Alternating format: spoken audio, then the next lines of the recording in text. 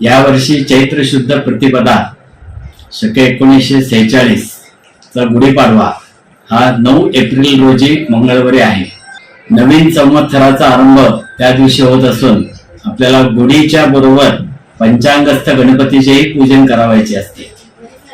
परंतु त्यापूर्वीची एक गोष्ट म्हणजे 8 एप्रिलला आदल्या दिवशी सूर्यग्रहण आहे, पण हे सूर्यग्रहण भारतात दिसणार नसून अमेरिकेमध्ये फक्त दिसणार आहे।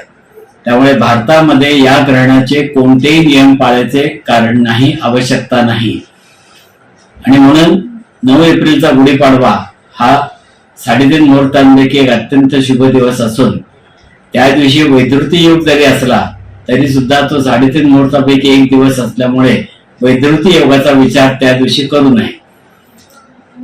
या गेल्या वर्षी अधिक श्रावण आल्यामुळे थोडासा पाडवा हा यावर्षी उशीर आलेला आहे आणि या संवत्सराचं नाव आहे क्रोधी नाम संवत्सर। या संवत्सरामध्ये पाऊस पाणी, ज्याला आपण पीक पाणी म्हणतो, ते आपल्याला समाधानकारकपणे मिळणार आहे।